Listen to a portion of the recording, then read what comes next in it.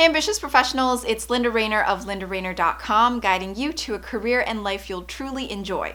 In today's video, I'm going to share with you my key strategy on how to conduct your next presentation, whether it's a panel interview, a business case study that you have to do, or just to present in front of a group of people at work. I'm going to walk you through my key strategy on how to do it so that you can demonstrate your value with confidence and ease.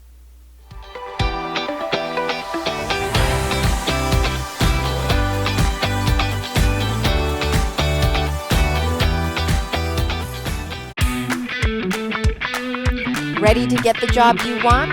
Top-notch interview is coming soon. For more info and free training, head to jointni.com.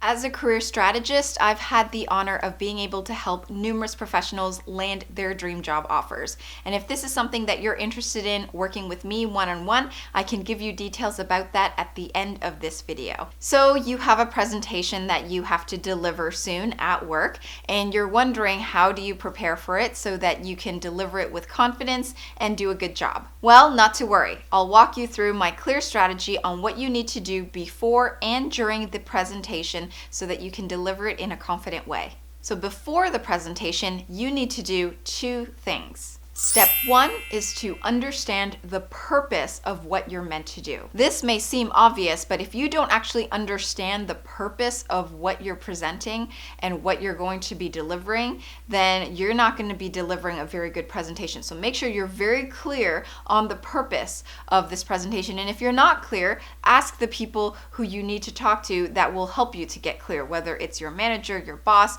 your coworkers, to ensure that you deliver the presentation in a way that's to the point and that is specific to the purpose. Step two is to read or analyze the case, project, or assignment carefully by considering the facts and details you're given. This obviously ties hand in hand with step one, which is to understand the purpose, but you need to fully go through the details of the assignment, of the case study, the project, whatever it is, and make sure that you're taking into account the most relevant details, the most relevant facts, and use that as part of your analysis. Without considering all the different details and facts available, you will be showcasing a very narrow presentation that perhaps maybe even just one-sided or biased, and that's not going to reflect well on you as a professional. So you want to make sure that you consider all the facts that are available to you.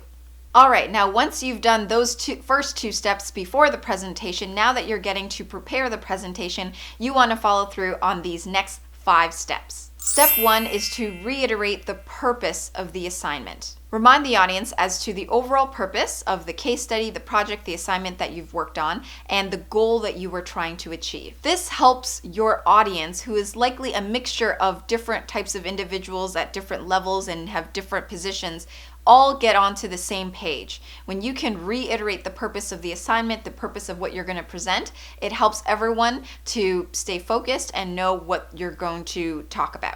Step number 2 in doing a good presentation is to state your unique assumptions and factors that needed to be considered in your analysis. In situations where you noticed that there were important assumptions, data, facts, details that needed to be considered and weren't originally considered, it's good to articulate and mention them here right in the presentation, because it gives the audience comfort that you did a thorough analysis, and it helps them to understand that you were able to take into account concepts and facts and details that they didn't originally think of. So it gives the audience comfort in your ability to analyze, and it's actually setting the stage for how they're going to feel about you as you continue the presentation. Step number 3, briefly describe the types of analysis you performed. Now, you don't want to bore your audience with all the details of all the different types of analysis you did. Instead, you just want to name the different types of analysis that you performed and the purpose as to what each type of analysis was meant to achieve. This helps the audience to understand the different types of analysis that you performed, and also allows them the ability to visualize the work that you did. So if your analysis involved charts and graphs, you definitely want to include the images on the presentation slides. Don't clutter them up with too many analyses at the same time. Just one per slide is good enough. Step 4 is then to clearly state your results and the impact on the company or team. Once you've described your analysis, now you can talk about your findings, but again, be clear and succinct. What it means to the team, what it means to the company overall. And finally, step 5 is to state your recommendation. The key to closing your presentation well is to offer a recommendation based on your analysis, based on the results that you found, and understanding of how that's going to impact the team and the company.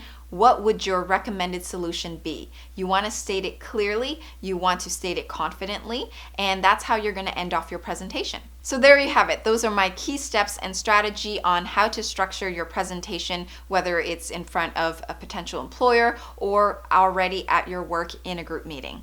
Now, if you're someone who has been currently interviewing for the last little while, you've been going on interviews and maybe you've had some panel interviews as well, and you've been struggling to land your next job offer, and you realize that you need one-on-one professional guidance from me, feel free to reach out to me on my website at lindarainer.com/standoutgethired. Read through the page, fill in the application form, and from there, if it sounds as though we are a potential match to working together, then one of my team members will be reaching out to you directly. If you like this video, then please give it a thumbs up, subscribe, share it with your friends. Thank you so much for watching, and I will see you in the next video. Ready to get the job you want? Top-notch interview is coming soon. For more info and free training, head to jointni.com.